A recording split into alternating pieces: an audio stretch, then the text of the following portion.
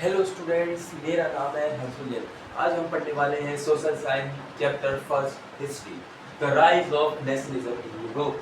आज हम इसके बारे में डिस्कशन करेंगे। इंट्रोडक्शन है तो the rise of nationalism in Europe, Europe के अंदर नेशनलिज्म कैसे आया। सबसे पहले हमारे दिमाग में यही क्वेश्चन आना चाहिए, what is nationalism.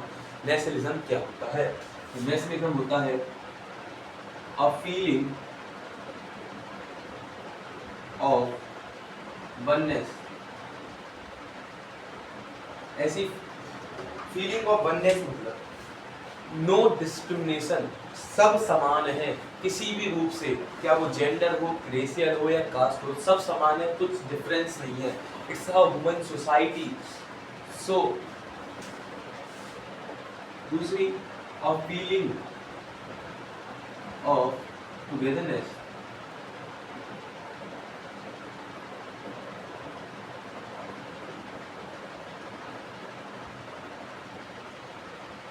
feeling of togetherness.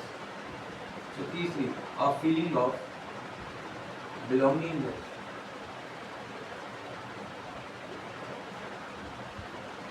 अब वननेस का मतलब टुगेदरनेस मतलब एक संग रहने की फीलिंग। हम जब कोई देश में रहते हैं तो हम सब मिलजुल कर रहते हैं, एक नेशनल यूनिटी की तरह, एक नेशनलिज्म की तरह। So the feeling of togetherness होनी चाहिए।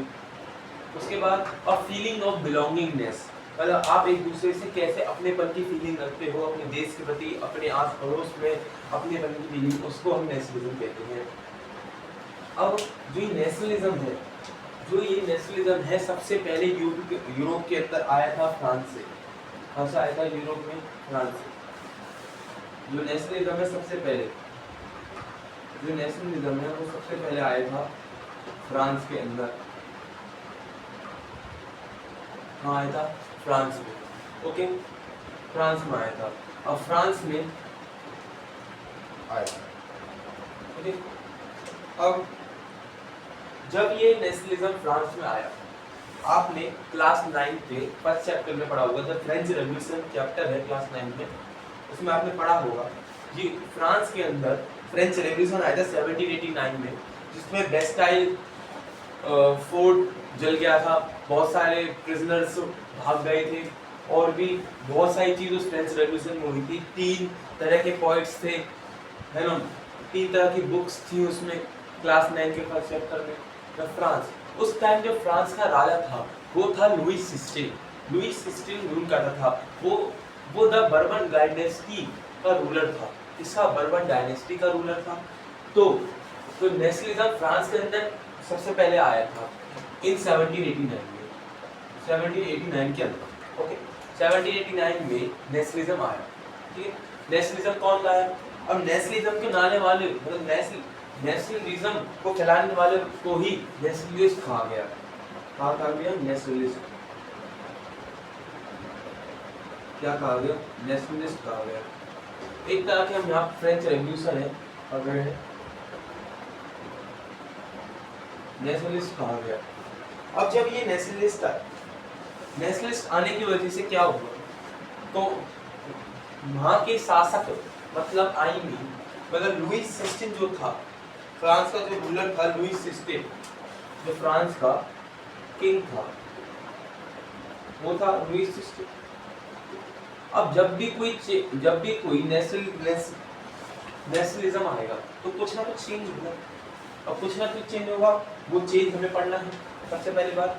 अब देखो, जो कॉन्स्टिट्यूशन अब क्या करा गया, जो नेशनलिस्ट थे उन्होंने क्या करा, एक कॉन्स्टिट्यूशन बनाया।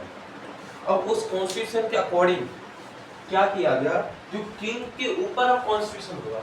इट मींस कि किंग बिना कंसल्ट से कोई डिसीजन नहीं ले सकता। किंग तो पहले क्या कर रहा था, कुछ भी डिसीजन दे सकता था, जनता को मानना पड़ेगा, बट नहीं, अब ऐसा नहीं होगा। अब उसके ऊपर कॉन्स्टिट्यूशन है तो उस पर लिमिट्स लगा देंगे। किंग के ऊपर क्या लगेंगे? अब लिमिट्स लगेंगी। तो लिमिट्स लगने की वजह से किंग एक तरह से अपनी सारी पावर्स यूज नहीं कर पाएगा। सो क्या किया गया कि कॉन्स्टिट्यूशन बनाया गया, उस कॉन्स्टिट्यूशन के नीचे रखा गया किंग। तो ये कह सकते हैं किंग कॉन्स्टिट्यूशन के ऊपर नहीं, ठीक है। अब कॉन्स्टिट्यूशन सुप्रीम था, कौन था? अब कॉन्स्टिट्यूशन क्या था? सुप्रीम था। ये क्या था? सुप्रीम, नॉट ये। अब ये सुप्रीम नहीं था, सबसे पहली बात। अब ये तो 10th क्लास से रिलेटेड है, ओके। इसके बाद, अब इसके बाद हमारा टॉपिक चालू होता है the dream of world wide and democratic and social Republic. ये तुम्हारा फर्स्ट टॉपिक है, द यूटोपियन विजन वाला, क्लास 10th का। क्लास 10th इससे चालू होती है, ओके। अब इसको देखते हैं, जो ये देखो कि अब आप ना फर्स्ट पेज खोलोगे, अब हम आपको वहाँ पे एक पिक्चर दिखेगी, एक पेंटिंग दिखेगी जो फ्रेडरिक सोरियो ने बनाई है। जो किसने बनाई है? एक पेंटिंग दिखेगी, वो अ ड्रीम ऑफ, पेंटिंग का नाम है dream of world wide democratic and social Republic. अब आपको ये पेंटिंग, ये इन्वेंट करी थी फ्रेडरिक सोरियो ने। किसने करी थी बताओ? फ्रेडरिक सोरियो ने।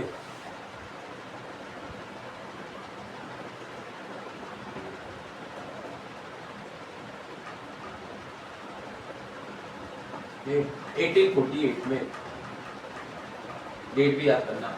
अब जब फ्रेडरिक सोरियो बनाई तो वो 4th सीरीज ऑफ पेंटिंग थी,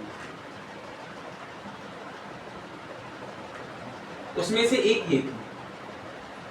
इसका मतलब ये है कि फ्रेडरिक सोरियो ने 4 पेंटिंग बनाई और इसमें से एक painting the dream of world wide social Republic थी। आप अपनी बुक का पहले पन्ने में देखना चैप्टर के, तो ये आपको पेंटिंग दिख जाएगी, ओके।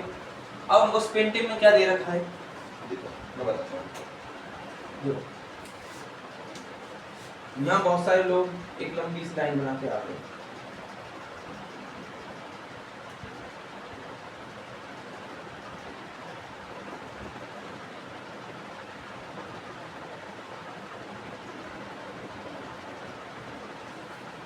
ऐसी लंबी सी लाइन, ठीक है। अब यहाँ पे बनी है स्टैचू ऑफ लिबर्टी। यहाँ क्या है? Statue of liberty. यहाँ ऊपर है फ्रिट्स, यहाँ ऊपर है गॉड एंड एंजल्स, ठीक है। यहाँ पर फोरग्राउंड पे, फोरग्राउंड में पड़े हैं क्राउन, जैसे फोरग्राउंड पड़े हैं एब्सोल्यूट मोनार्क के सिंबल्स, मतलब एब्सोल्यूट सिंबल्स पड़े लाइक जैसे क्राउन।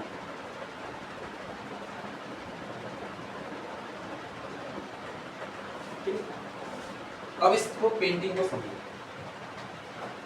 इस पेंटिंग में ऐसे लाइन, इसमें आपका ऐसे कर्व दिखेगी। अब क्या है, जो ये लोग हैं वो all ages of man women हैं, जो क्या कर रहे हैं? पे होमेज, होमेज पे कर रहे हैं, pay homage to Statue of Liberty. Because जो स्टैचू ऑफ लिबर्टी है वो किसका साइन है? ये सिंबल है किसका? इंडिपेंडेंस का, लिबर्टी का। अब देखो स्टैचू ऑफ लिबर्टी ने एक हाथ में ऐसे, एक हाथ में ऐसे, एक हाथ में एक टॉर्च पकड़ रखी है, एनलाइटमेंट ऑफ टॉर्च। इस मीन वो इनको दिशा दिखा रही है, वो इनको रास्ता दिखा रही है, एनलाइटमेंट ऑफ टॉर्च। इसका मतलब वो उनको रास्ता दिखा रही है, ठीक है। इसके बाद ये एनलाइटमेंट ऑफ टॉर्च, और दूसरे हाथ में है character of man rights, man के rights. Because at that time, उस समय तक वुमेन्स को राइट देना कोई मैंडेटरी नहीं था कि वुमेन्स को राइट ही देना है भाई। कोई भी वुमेन को इतना सीरियस नहीं लेता था उस समय, पता नहीं क्यों। बिकॉज मैं आपको एक रीजन बताता हूँ। इसका एक रीजन है सबसे बड़ा सोसाइटी की सोच, कि वुमेन को हमेशा वीकर माना गया है, वुमेन को हमेशा कभी भी कैपेबल नहीं माना गया है, वो बस घर तक, ये ऐसा नहीं, पहले ऐसा होता था, अब ऐसा नहीं है। ओके, अब देखो स्टैचू ऑफ लिबर्टी, इसने क्या कर रखा है, होल्ड कर रखा है, इसने होल्ड कर रखा है एनलाइटमेंट ऑफ थॉट्स,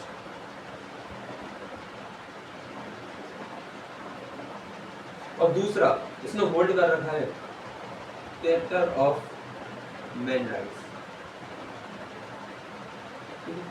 इसने दो चीज होल्ड कर रखी है, आप लोगों को बता दीजिए। अब ऊपर से गॉड और एंजल्स हैं, वो इनको ब्लेस कर रहे हैं, क्या कर रहे हैं।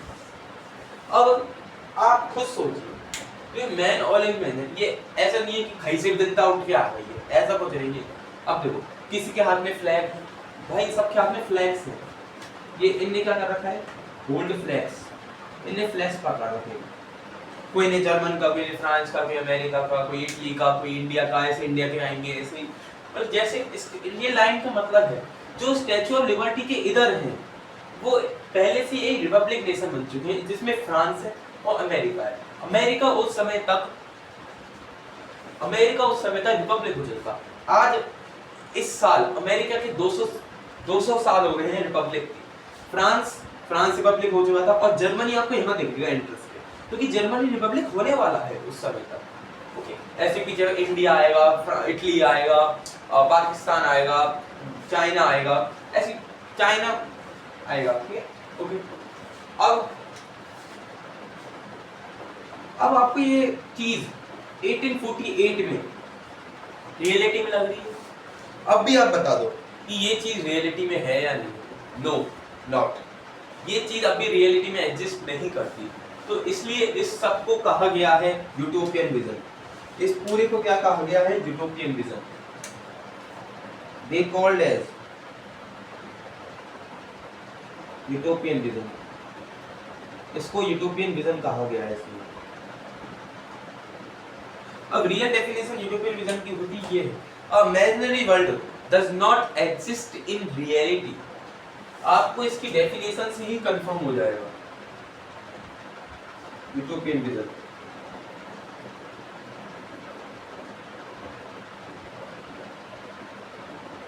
अ imaginary world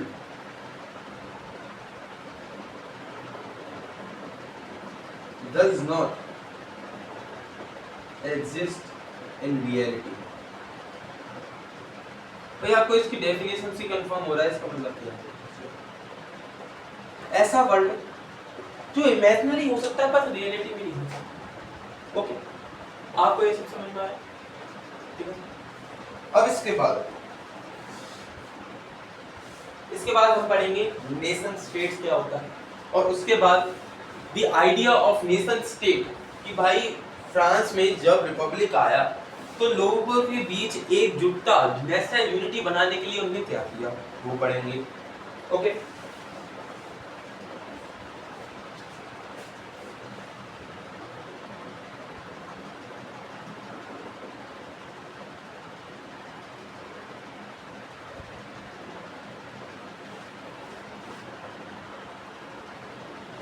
okay, so I guess this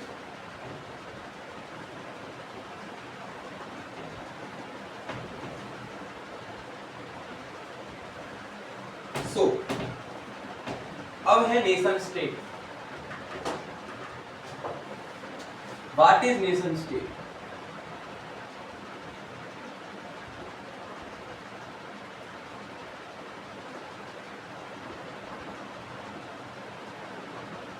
अब नेशन स्टेट क्या होता है? सबसे पहले नेशन स्टेट का मतलब है एक republic nation, as a republic nation. Nation state का मतलब है कि आपने पास्ट में सेम पास्ट हो, आपका सेम कल्चर हो, सेम आपने स्ट्रगल किया हो, सेम आपका कोई कॉमन इंटरेस्ट हो, ऐसे एक नेशन बनता है।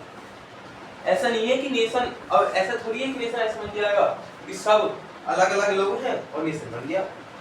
भाई ऐसी बॉडी होनी चाहिए पीपल की जिसने सेम स्ट्रगल करा हो, सेम पास्ट देखा हो और सेम कल्चर हो, सेम कॉमन इंटरेस्ट हो, सबकी ज्यादा मैंडेटरी पॉलिटिकल सिस्टम भी सेम हो, जब ही एक नेशन स्टेट बन सकता है।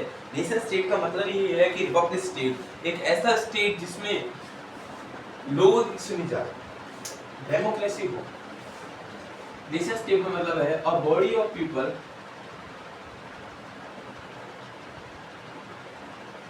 who are united by same struggle, past, culture, political system, and also a common interest। कि ये कॉमन इंटरेस्ट भी तो होना चाहिए साथ के साथ, ठीक है। इसके बाद व्हाट इज नेशन स्टेट, इसका एक क्वेश्चन है। अब जो नेशन स्टेट का कॉन्सेप्ट था वो सबसे पहले अर्नेस्ट रेनल ने किया था। कौन? नेशन स्टेट का concept, the concept of nation state, the concept था नेशन स्टेट का, the concept of nation state. वो सबसे पहले क्या था? अर्नेस्ट रेनल ने, अर्नेस्ट रेनल ने, ओके। सबसे किसने करा था? अर्नेस्ट रेनल ने करा था, ठीक है। उन्होंने क्या कहा था? इनने ये वाली टर्म कही, ओके। ज्यादा ये क्वेश्चंस बोर्ड्स में दिख जाता है, तो इस क्वेश्चन पे थोड़ा ध्यान देना। या ये भी क्वेश्चन पूछ लेता है कि what is nation state according to the Ernest Renan. 2-3 question, multiple question एक चैप्टर से बनते ही बनते हैं। अब एक क्वेश्चन यहाँ ये बन सकता है कि who invented 4 C's of it, who invented utopian vision, what is utopian vision? So at the last I write the questions, okay, don't worry। So nation state हो गया। अब इसके बाद रियल टॉपिक चालू होता है हमारा, the idea of nation. It's means अब जब आपने पढ़ा पीछे कि जब फ्रांस रिपब्लिक हो चुका था तो लोगों के बीच बिलोंगिंगनेस, नेशनलिज्म कैसे लाए। भाई नेशनल यूनिटी कुछ लाने के लिए हमें करना पड़ेगा। सो नेशनल यूनिटी लाने के लिए उन्होंने कुछ स्टेप्स उठाए। क्या होता है? स्टेप्स करे। बहुत सारे चेंजेस हुए, कॉन्स्टिट्यूशनल चेंज हुए, पॉलिटिकल चेंज हुए इसके दौरान, ठीक है। अब जो चेंज हुए हम उनको पढ़ेंगे।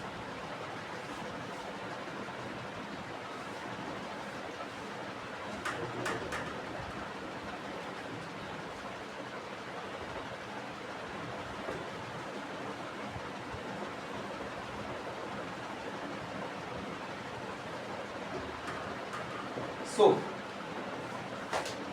अब what is nation state? Sorry, the idea of nation। अब जो भी पॉलिटिकल और कॉन्स्टिट्यूशनल चेंज थे वो आए थे फ्रेंच रेवोल्यूशन में। मैंने आपको लिखना है, आपको the political and the constitutional change, the political and constitutional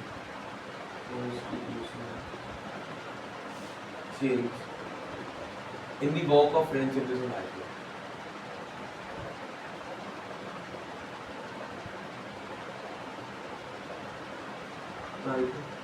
देखो, अब लोगों के बीच कलेक्टिव आइडेंटिटी बनाने के लिए उनने कुछ स्टेप्स करे, वो हम देखेंगे।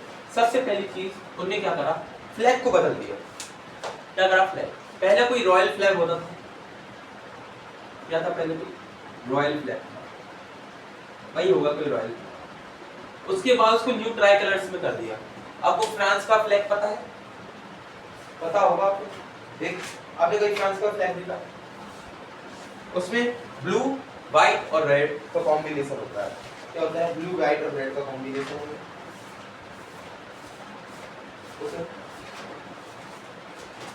सो ये लास्ट टॉपिक है आज का। सो क्या करा गया? कलेक्टिव आइडेंटिटी बनाने के लिए क्वेश्चन आ सकता है पेपर में। ये ध्यान रखना। What is the step to create a collective identity after the French revolution?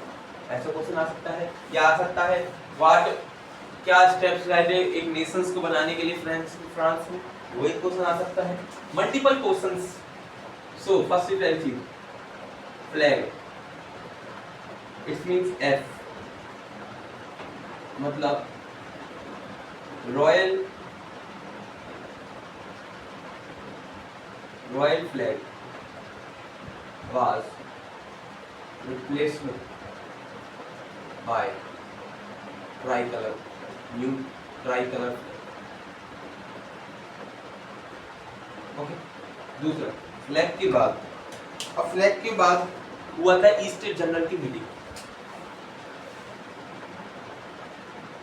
East general elected हुई। अब जब ईस्ट जनरल इलेक्ट होती है, इलेक्टेड का मतलब चुनी जाती है, तो चुनी जाएगी तो किसी एक्टिव सिटीजन्स या लोग के द्वारा चुनी जाएगी, साफ सी बात है। अब जो ईस्ट जनरल है वो चुनी जाती है एक्टिव सिटीजन्स के द्वारा, इसके द्वारा एक्टिव सिटीजन्स के द्वारा। जो एक्टिव सिटीजन है वो क्या करते हैं, अपना 3 डेज ऑफ वेजेस देते हैं, वेजेस का टैक्स देते हैं। इसका मतलब ये है अगर कोई भी व्यक्ति है वो 1 महीने काम करता है तो अब उससे 3 दिन की तनख्वाह उसको टैक्स में देनी पड़ेगी, और साथ ही साथ और वो 25 साल पे ऊपर या उस 25 साल का होना चाहिए, 25 साल और अब इट मींस ये क्राइटेरिया था एक टैक्स पेयर बन के एक्टिव सिटीजन बनने का और वोट देने का। अब एक्टिव सिटीजन हुई तो इलेक्टेड जनरल इलेक्ट हो गई। ओके, अब ईस्ट जनरल का नाम चेंज कर दिया था, इसको रीनेम कर दिया था, ऐसे रीनेम्ड एज, इसका नाम चेंज करके नेशनल असेंबली कर दिया था। आपने ये चीज क्लास 9th में भी पढ़ी होगी कि ईस्ट जनरल का नाम बदल दिया था और नेशनल असेंबली रख दिया था। उसके बाद क्या हुआ, सेंट्रलाइज्ड एडमिनिस्ट्रेटिव सर्विस सिस्टम लाया गया। क्या लाया गया, ई, ये ई है, सेंट्रलाइज्ड एडमिनिस्ट्रेटिव सिस्टम लाया गया, जिसके अंदर क्या किया गया,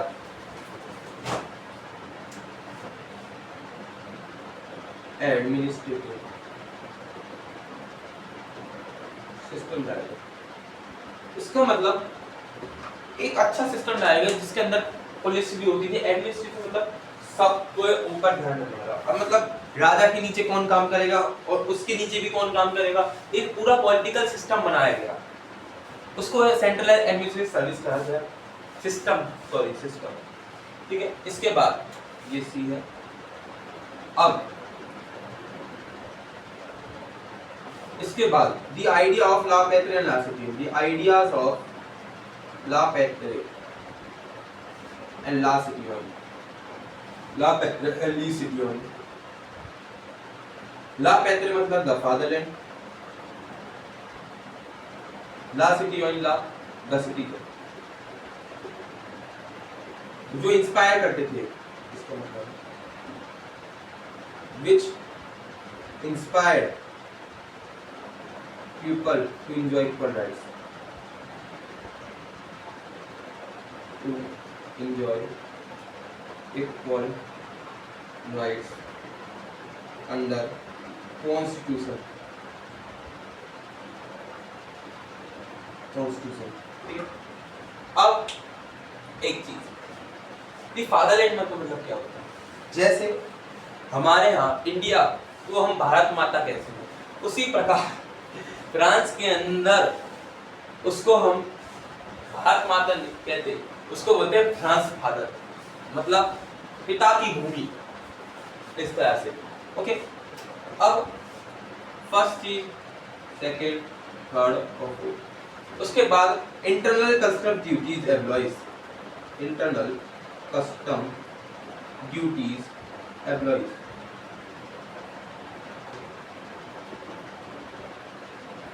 इसका मतलब ये है, देखो जब आप एक स्टेट से दूसरे स्टेट जाते थे तो उसके बीच में टोल लगता था, एक तरह का टोल मान लो, टैक्स मान लो, एक तरह का एक्सपोर्ट और इंपोर्ट टैक्स लगता था उस टाइम। तो क्या होता था, वो हर जगह अलग अलग था, ऊपर से हर बार हम कहीं जाते तो हर बार टैक्स लगता था। तो उस ड्यूटी मतलब टैक्स, ड्यूटी का मतलब होता है टैक्स, उस ड्यूटी को खत्म कर दिया गया नेपोलियन के द्वारा। जुलबरिंग, हम आगे पढ़ेंगे जुलबरिंग के बारे में, उसके एक ऐसी बनाई थी संस्था चुलगिरी जिसकी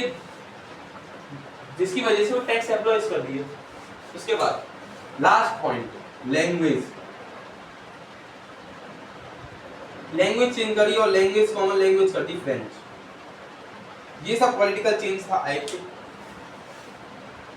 जिसकी वजह से नेशन स्टेट की बनने का नींव रखी गई। सबसे पहला फ्लैग डिस्प्ले जनरल इलेक्ट करा गया, सेंट्रल लैंग्वेज सिस्टम लाया गया, the idea of la patrie la citizen करा गया और इंटरनल कस्टम ड्यूज के एब्लिश करा गया और लैंग्वेज फ्रेंच कर दी गई। अब इसके बाद ये सब चेंज लाने के बाद वो ज्यादा देर तक अपनी फ्रीडम एंजॉय नहीं कर पाए। इसके कुछ सालों बाद ही नेपोलियन बोनापार्ट आ गए। इसके बाद क्या आ गया, नेपोलियन बोनापार्ट। अब इसके बाद क्या हुआ,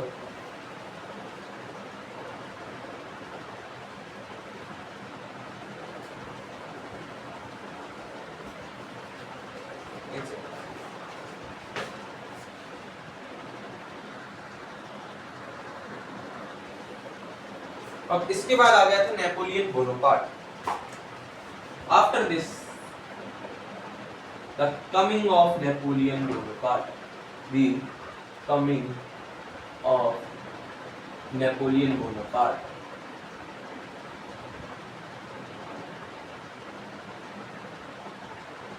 भाई इसके बाद नेपोलियन बोनापार्ट आ गया। अब नेपोलियन बोनापार्ट आया 1805 में। इसमें 1805 शायद यही डेट है और चेक कर लेना। ओके, नेपोलियन बोनापार्ट आया 1805, ठीक है। सॉरी 1805 की सॉरी मुझे एग्जैक्ट डेट याद नहीं, 1805 क्योंकि अब नेपोलियन बोनापार्ट आया तो फिर से क्या हुआ, मोनार्की आ गई। Monarchy again setup. अब नेपोलियन बोनापार्ट आते ही मोनार्की फिर से सेटअप हुई। मोनार्की सेटअप होने की वजह से अब मोनार्की फिर से सेटअप हुई तो उसने अपने रूल लाए जिसको हम कहते हैं सिविल कोड ऑफ 1804 या नेपोलियन कोड। नेपोलियन कोड हम इसको दो चीज कहते हैं, सिविल कोड 1804 और नेपोलियन कोड। इसने अपने नियम्स लाए, अपने रिजीम्स लाए 1804, ठीक है। अब इसके बारे में पढ़ेंगे। Everybody noted? Screenshot खींच लो, ओके।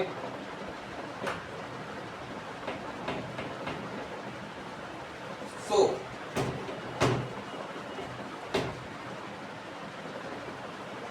अब जो ये मोनार्की फिर से आया,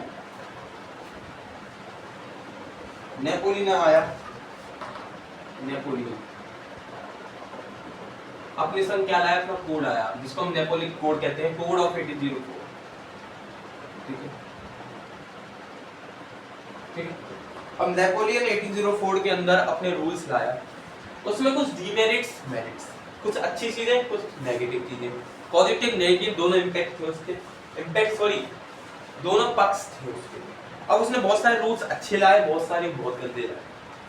तो क्या हुआ था, नेपोलियन ने क्या किया था, इक्वालिटी बिफोर लॉ, लॉ के सामने सब बराबर हो गया, कि ऐसा नहीं कोई राजा है तू वो है, नहीं, ऐसा कुछ कॉन्सेप्ट नहीं था कि सब बराबर है लॉ के आगे। तो क्या कर दिया था, सबसे पहली चीज नेपोलियन ने कोड हम लिखेंगे सिविल कोड ऑफ 1804। सबसे पहली बात उसने क्या करा था, इक्वालिटी बिफोर लॉ।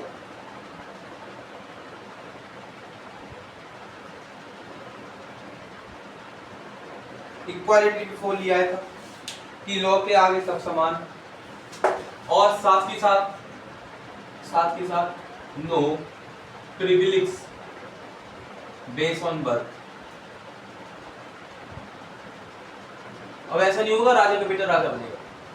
फिर पहले क्या होता था कि राजा का बेटा ही राजा बनेगा, है ना, मंत्री का बेटा ही मंत्री बनेगा, बट नहीं, अब नहीं, अब ऐसा नहीं होगा। जिसकी जितनी क्षमता होगी उसी के अनुसार वो बनेगा, मतलब जितनी उसका पोटेंशियल होगा उतनी ही उसको स्थान मिलेगा उस जगह। इसका मतलब है अब आपकी स्किल्स मैटर करती हैं, आपका रुतबा मैटर करता है, not your position. So no privilege based on birth, ये सब हटा दिया था। साथ ही साथ राइट टू प्रॉपर्टी कर दी थी, क्योंकि पहले क्या होता था कि जमींदार होल्ड करके रखते थे जमीन को और रेंट पे दिया करते थे फार्मर को, बट अब राइट टू प्रॉपर्टी लिया है। दूसरा, गिल्ड रिस्ट्रिक्शन रिमूव,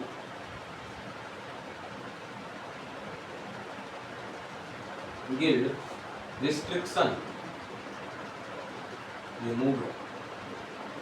अब गिल्ड रिस्ट्रिक्शन का मतलब है, अब बहुत सारे लोग क्या होता है टाउन के अंदर एक ऐसे एसोसिएशन बना लेते हैं, क्या बना लेते हैं, एसोसिएशन बना लेते हैं, जिसकी वजह से वो बाहर के जितने भी बिजनेसमैन हैं उनको अंदर नहीं आने देते। तो इसलिए गिल्ड रिस्ट्रिक्शन रिमूव कर दी थी टाउन से, ठीक है, फ्रॉम टाउन। ये बहुत अच्छी चीज थी। दूसरा, एक फ्यूडल सिस्टम लाया गया, फ्यूडल सिस्टम को एब्लिश कर दिया गया।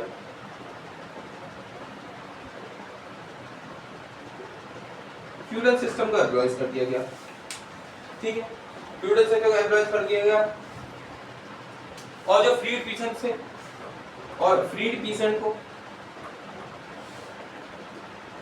Freed peasant from serfdom labourer, serfdom labourer,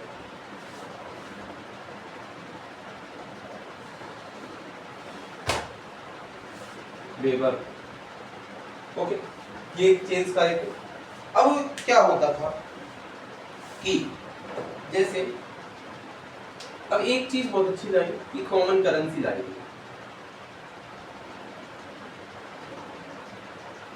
common currency, एक यूनिवर्सल क्या ला गया, the standard unit of weight and measure, standard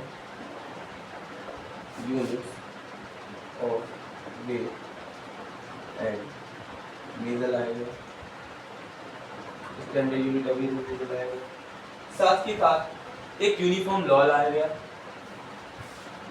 and uniform law. अब ये चीज देखो कि कॉमन करेंसी क्यों है। पहले क्या होता था कि कोई भी पर्सन है, कोई भी मर्चेंट है, ठीक है, कोई मर्चेंट है, अब उसको इस जगह से इस जगह जाना है, यहाँ से यहाँ जाना है, फिर यहाँ से यहाँ जाना है। अब कोई भी मर्चेंट है, देखो, अब मानो हम मान रहे हैं, अलाइक कर रहे हैं, क्योंकि आपकी बुक में ये दे रखा है टॉपिक, ये पूरा एक एक्सप्लेनेशन दे रखा है। कोई भी लक्समबर्ग से कहीं जाता है, उसको इतना पे करना पड़ता है, वो पूरा आपका टॉपिक है, वो इतना इंपॉर्टेंट नहीं, वो आपको समझने का टॉपिक है बस। अब देखो क्या होता है, कोई ये मर्चेंट है, ये अब ये मर्चेंट है, अपना सामान लेके जाएगा, ये इसका सामान रहेगा, ये मर्चेंट है, ये इसका सामान है, ओके। अब ये मर्चेंट को जाना है, मान एक तरह से अलाइक राजस्थान से उत्तर प्रदेश, राजस्थान से यूपी, यूपी से यूके, यूके से बिहार, बिहार से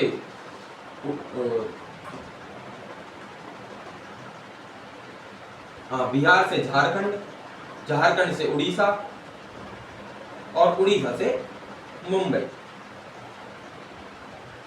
उड़ीसा से एमपी, एमपी से मुंबई। तो मर्चेंट को इतना बड़ा फॉलो करना है। अब क्या होगा, अब इन सब की अपनी अपनी करेंसी है, ये एग्जांपल है आपका, एग्जांपल कैसे बनाना, और इन सब की क्या है, अपनी अपनी करेंसी है, कोई की कुछ है, कोई की कुछ है, कोई की कुछ है, बस सबकी अलग अलग करेंसी है। तो कोई भी मर्चेंट होगा, उसको राजस्थान की करेंसी, यूपी की करेंसी, यूके की करेंसी, बिहार की करेंसी, जेके की करेंसी, उड़ीसा की, एमपी की, मुंबई की, सबकी करेंसी रखनी पड़ेगी अपने पास। तो कितनी सारी करेंसी हो जाएंगी। सो जो करेंसी थी वो टोटल 103 थी तुम्हारी बुक। मानो ये करेंसी कितनी है, 1 2 3 4 5 6 7 7, 1 2 3 4 5 6 7 8, 3 4 5 6 7 8, तो 8 करेंसी है। अब एक व्यक्ति 8 करेंसी होल्ड करेगा, 8 करेंसी की जगह उसको एक होल्ड करनी पड़े तो कितना कंफर्टेबल हो जाएगा उसके लिए। सो इसी तरीके से एक कॉमन करेंसी लाई गई। दूसरा standard unit of weight and measure. अब क्या होता है, राजस्थान में कुछ अलग है 1 मीटर का मतलब, यूपी में कुछ अलग है, यूके में कुछ अलग है, बिहार में कुछ अलग है। जैसे मानो राजस्थान में 1 मीटर का मतलब है 100 सेंटीमीटर, इसमें है 1 मीटर का मतलब है 121 सेंटीमीटर, इसमें 1 मीटर का मतलब है 91 सेंटीमीटर, इसमें इसका मतलब है 102 सेंटीमीटर। इट्स मींस हर जगह अलग अलग स्टैंडर्ड यूनिट ऑफ मेजर है। इस मतलब हर जगह 1 मीटर का मतलब अलग अलग है। तो इससे भी प्रॉब्लम आएगी कि मर्चेंट अगर कोई टेक्सटाइल वर्क में जाएगा। सो एक यूनिफॉर्म लॉ लाया गया कि भाई जो बीच बीच में अब देखो कॉमन करेंसी की प्रॉब्लम थी, स्टैंडर्ड यूनिट ऑफ मेजर, और यूनिफॉर्म लॉ क्या है ये। अब तुम्हें एक जगह से दूसरी जगह जाओगे, जब तुम्हें ड्यूटीज देनी पड़ेंगी, जब तुम्हें टैक्स देना पड़ेगा, तो उस टैक्स को भी हटा दिया गया। अब अकॉर्डिंग टू दी बुक, अब बुक के अकॉर्डिंग चले तो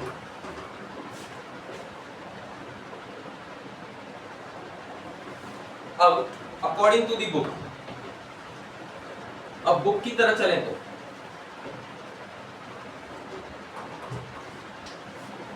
इसको हटा दिए, common currency standard unit of measure और यूनिफॉर्म। अब बुक के हिसाब से चले तो वो आपको मैंने एग्जांपल बताया था। अब बुक के हिसाब से मैंने क्या थी 103 करेंसी थी, उसको 2 में कर दिया गया, यूनिफॉर्म मेजर लाया गया। जैसे वहां पर एक एग्जांपल है एली का, कि एली की जो स्टैंडर्ड यूनिट थी हर जगह अलग अलग थी। यूनिफॉर्म ला लाया गया किसको सेटअप करके, जुलग्रीन को, जुल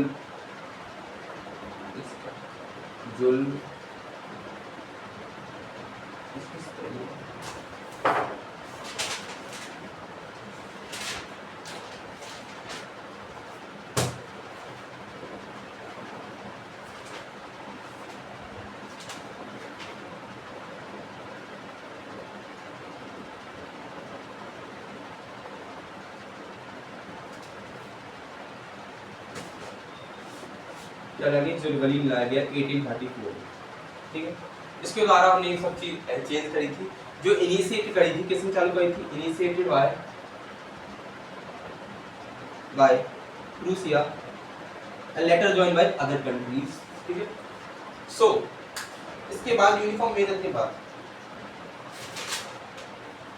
आपको मैंने बताया इंटरनल कस्टम ड्यूटीज एब्लॉइज कर दी, इंटरनल कस्टम ड्यूटीज एब्लॉइज कर दी। किसने ये सब चेंज करे थे, नेपोलियन ने। ओके, अब ये सब चेंज नेपोलियन ने करी थी। इसके साथ साथ अब प्रॉब्लम्स भी क्रिएट होने लग गई। क्या करी प्रॉब्लम, अब प्रॉब्लम ये क्रिएट होने लग गई कि नेपोलियन चाहता था कि मैं और भी स्टेट्स को कैप्चर कर लूं, अब मतलब और भी स्टेट्स को फ्रांस के अंदर मिला दूं, ऐसा कुछ कर दूं। वो क्या कर रहा, आसपास की कंट्रीज पे अटैक करने लग गया। अब वो क्या करा गया, क्या हुआ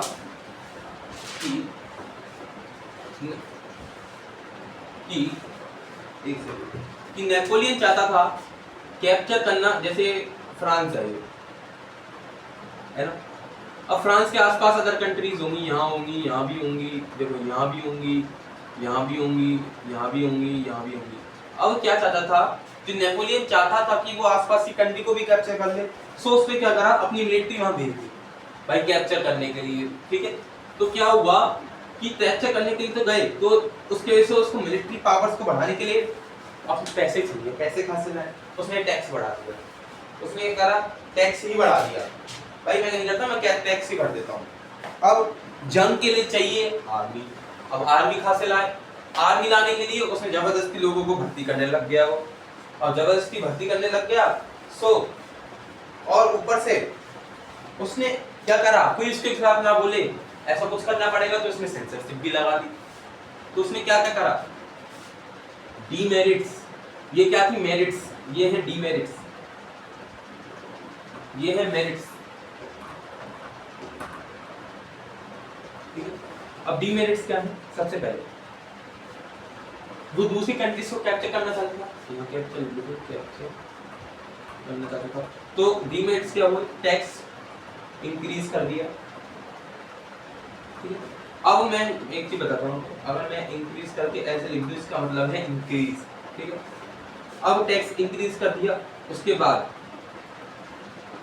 हाँ इम्पोज सेंसरशिप, कि कोई भी अखबार, कोई भी पत्रकार उसके खिलाफ ना बोल पाए।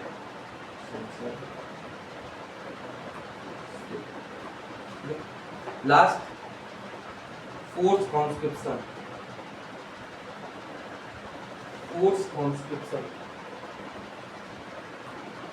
कि लोगों को जबरदस्ती बढ़ती है, ये सब चीज डिमेरिट्स थी। अब इसके बाद डाउनफॉल आ गया था नेपोलियन का, वो हम अगले लेक्चर में पढ़ेंगे। So that's all the class. No no no, hear the questions. So questions है कुछ, वो आपको मैं पीडीएफ में प्रोवाइड कर दूंगा। पीडीएफ का लिंक आपको डिस्क्रिप्शन में मिल जाएगा, जिसमें मतलब टेलीग्राम चैनल और व्हाट्सएप चैनल का लिंक आपको डिस्क्रिप्शन में मिल जाएगा। सो उससे आप उसको ज्वाइन कर लो, उसमें मैं पीडीएफ के संग ही क्वेश्चन प्रोवाइड कर दूंगा। Okay, so thank you guys, that's all for that day. मिलते हैं प्रीवियस लेक्चर में।